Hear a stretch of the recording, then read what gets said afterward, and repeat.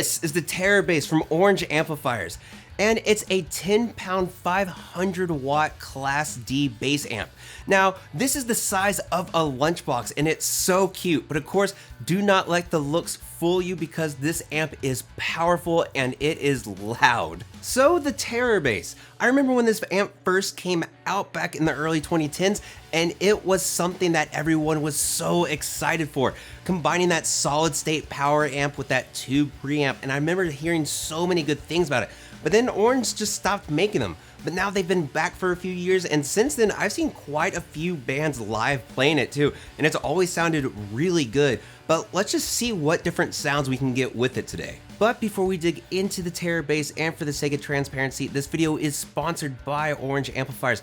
But of course, as always with any of my sponsored content, that has absolutely zero sway on my opinions, what I say, or any sounds in this video either. Basically, the Terror Bass and an Orange OBC112 were sent to me on loan to test out and make a video over, and I'm just excited to try it out and see what sounds we have. So yeah, let's dig right in.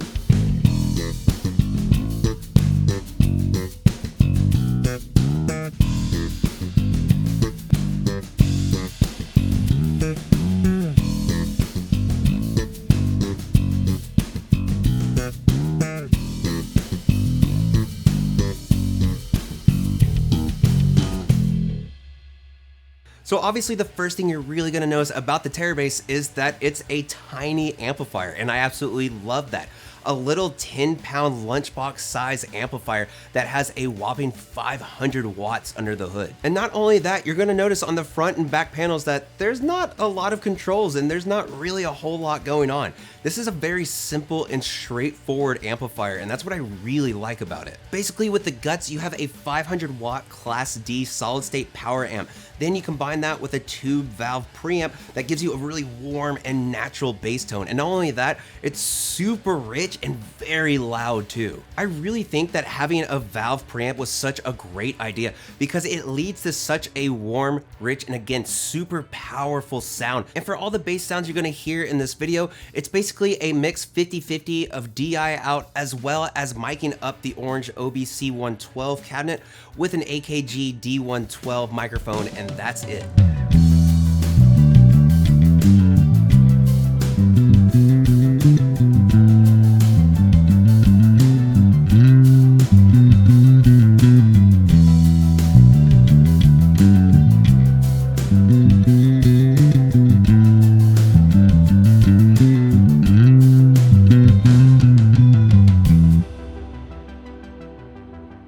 For your front panel, going from left to right, you have your power switch that's off, standby, and on. Again, valve preamp, so you have to let those tubes warm up and cool down too. It's one of those things that's like, oh yeah, I forgot that's what you do with tube amps, because I'm not really used to tube amps that often. Then you have your main controls for the amp, which consist of 4 knobs and 2 switches. Going from volume, then you have your EQ section of treble, mids, and bass. Then you have your gain knob, a dedicated clean switch, so if you don't want that gain to really break into an overdrive the higher it goes, and you just want to have a straightforward clean sound, you're able to have that. And then finally, a 6 decibel pad switch to use with active basses too. On the side of the amp, you have your DI out as well as a balance switch to make sure that there's no noise, as well as an effects loop too. I think the addition of an effects loop was something I was not expecting, but it's something that works really well with this amp and it's just a nice addition. And then finally on the back panel, you just have 2 speaker outs as well as an impedance switch to switch between that 4 ohms and 8 ohms.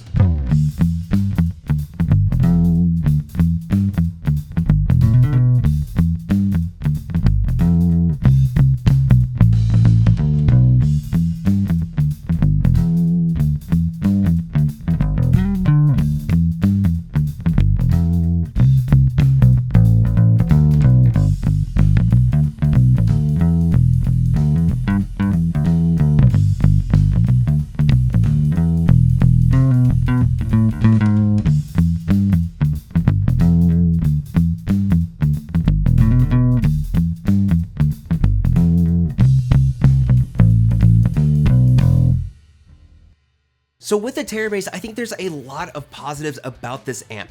500 watts, that crystal clear DI out, as well as the effects loop. Then on top of that too, if you want that drive sound, you're able to get a nice breakup out of it. And of course, that valve preamp gives you just some incredible tones too.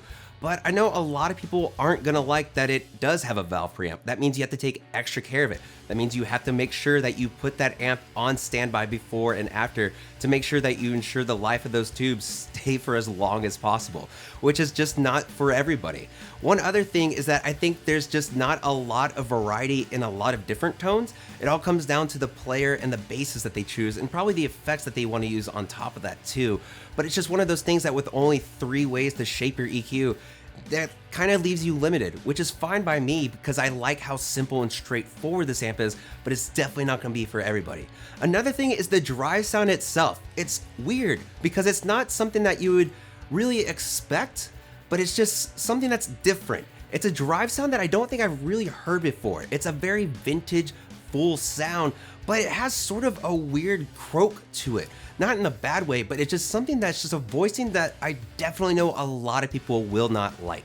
It's something that's very unique to this amp, which is fine, but again, just not for everybody. I think it's kind of in between an overdrive and a fuzz in a really weird way, if that makes any sense. Once you get past around noon and about 2 o'clock, I would say, on the gain, that's when it goes into that really crazy, weird territory that sounds really cool, but again, definitely not for everybody. But overall with the Terabase, what you essentially have is a Lunchbox size 500 watt amp that has some really nice tones to it, and of course it's very simple and straightforward, which I really enjoy too. But of course, let me know what you guys think about the Terabase and what amps should I really be keeping an eye out for. I'm not really used to a lot of tube amps, so I kind of want to see what different tube amps for bass there are out there. But of course, let me know what you guys think in the comments below, and thank y'all so much for watching, for subscribing, commenting, sharing my videos, follow me on social media, all that crazy stuff. I truly do appreciate it, y'all. And of course, a humongous thank you to my Patreon supporters right here. Mwah, mwah. If you want to help support the channel every single month like these beautiful people right here, then go ahead and head on over to my Patreon page. But y'all, thank you again so much for watching as always, and of course, no matter where in the world you are, stay safe, practice that bass, try a tube amp out. It's really fun and super loud too. And I'll see y'all next time.